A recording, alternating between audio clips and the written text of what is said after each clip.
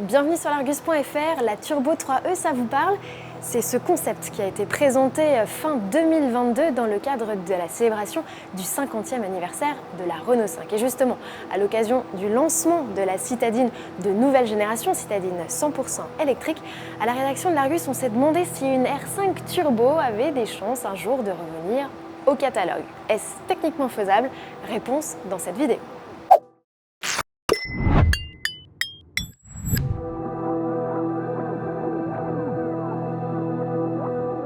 La R5 Turbo 3E, c'est une citadine sous amphétamine. On vous la représente brièvement. Elle fait plus de 300 chevaux, elle a des ailes bodybuildées, un aileron XXL et elle repose surtout sur un châssis tubulaire, donc rien de facilement industrialisable. D'ailleurs, ce n'était pas la volonté première. Mais voilà, depuis la sortie de cette voiture, elle plaît littéralement à tout le monde. Bref, elle ne laisse pas indifférent. Et elle ne laisse pas indifférent d'ailleurs une personne importante du groupe Renault, c'est Luca De Meo, le patron lors du Mondial de l'automobile de Paris. Il disait avoir presque trouvé une solution technique pour rendre le projet viable. Alors, on le rappelle, il en rêve, c'est d'engager un jour une marque du groupe Renault, que ce soit Renault ou Alpine, en WRC. Et les modifications apportées à la réglementation du rallye à l'horizon 2027 pourraient lui permettre de le faire, puisqu'il est question de budget capé, 400 000 € max, en utilisant une base dérivée d'un modèle de la gamme régulière. On parle par ailleurs d'une puissance d'environ 330 chevaux, ce qui n'a rien de monstrueux. Reste à savoir si le choix de l'électrique est une option viable. Quoi qu'il en soit, il serait techniquement faisable de refaire une turbo. La rédaction de l'Argus vous en parle depuis quelques temps déjà.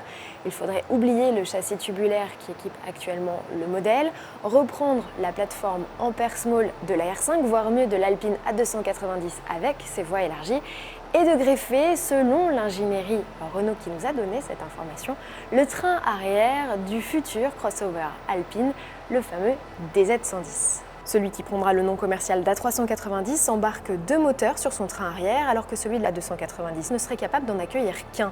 D'ailleurs, une version 4 roues motrice de la citadine, baptisée GTX, est bel et bien dans les tuyaux.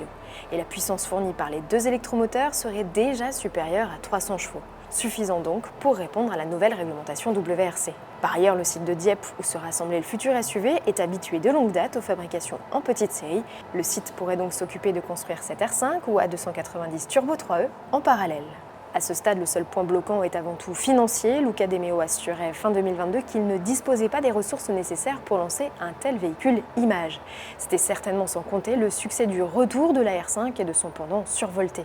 Et sans compter aussi sur les messages du directeur marketing du groupe Renault, Arnaud Belloni, qui à coup de publications sur les réseaux sociaux fait aussi grandir l'intérêt pour le modèle.